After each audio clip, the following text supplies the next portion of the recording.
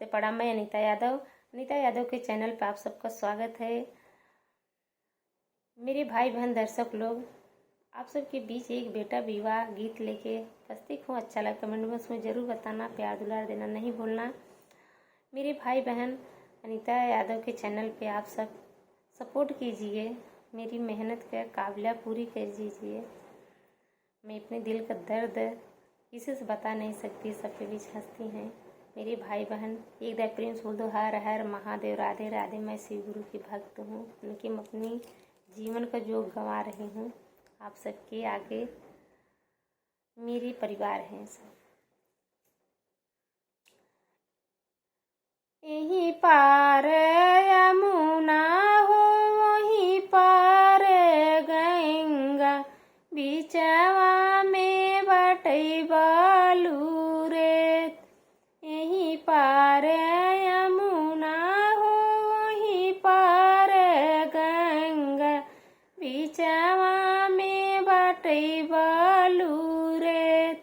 वहीं बालू रेतवा मालिनिया का बगिया, फूलवा खिलल कचनार।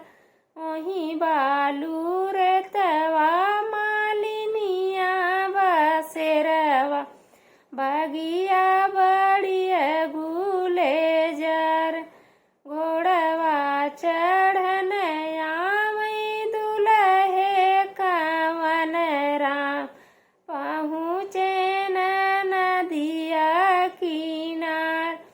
दुल्हा घोड़वा चढ़न आवै दुलहे कवन राम, पहुँचे गंगा ते तीर।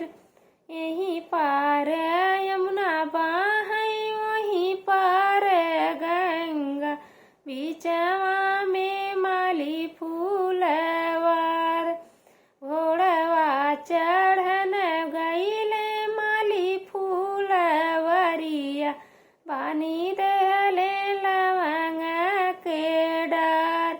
घोड़वा चढ़न दुलहे गईले फूलवरिया, बानी दिहले मालिनी के डार। पीछवा उलट ही चितवई मालिनिया, लवंगी के बनल बाटे डार। पीछवा उलट जब चितवई मालिनिया, देखता टई घोड़ा लवंग डार। सोपारी पहिन खड़े दुलहे, पूछै लागी मालिनी बात। सोपारी पहिन खड़े दुलहे, पूछै लागिली मालिनी बात। कौन जरूरत तो है पड़ेगा हो दुलहे, आई गया बीच ही धरेत। कौन जरूरत हमारे पड़ेगा हो दुलहे, आई गया मोरे फुलवार। फूलवा ही देखे मालिनी बड़ा कचनरवा, मऊरा ही लेने आई गे।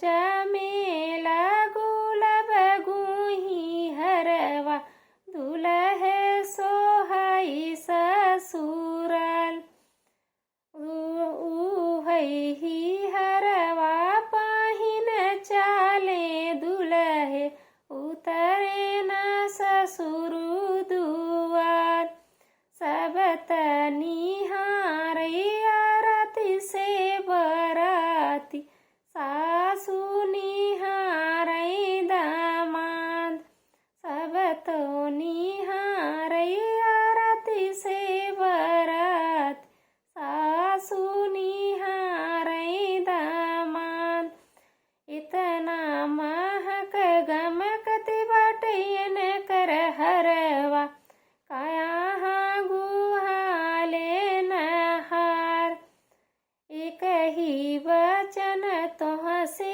पूछी हम दुलहे मोरा ही देव जवाब किया तू है हो मलिया का जनमल किया मालिनी बाप तोहर किया तू है दुलहे मलिया का जनमल किया मलिनी माए तोहर नहीं हम है सासु मलिया का जनमल नहीं मलिया बाप हमार नहीं हम है सासु मलिनी का पुतवा नहीं मलिनी माया हमार एक ही बतिया जो पूछी मोरी सासु जो तू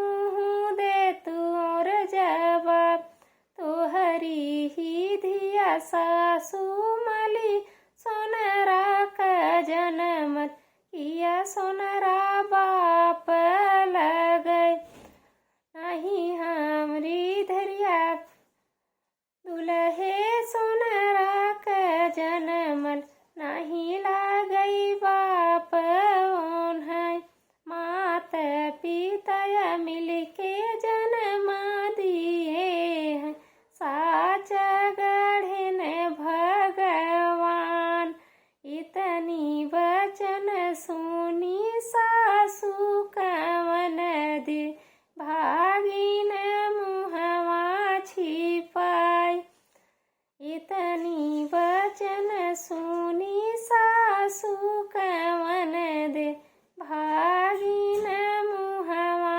छिपाई धनी है पूता तू पूछ सवलिया अर्थ न बाटे बड़ी जोर कैसे के पूता तू पल पढ़ैया कहाँ ही बाटे तोहर दिमाग तोहरे ही पूछ सासु सोचू न बीचू हमहू पूछे वही सवाल इतनी ही बतिया जब सुने दूल्हे बाबा मथवा सोचाई धई हाथ बढ़ रह मोरे पूता बढ़े रह मोरे बेटा खूब की है ससुराल सवाल। धन्यवाद मेरे भाई बहन।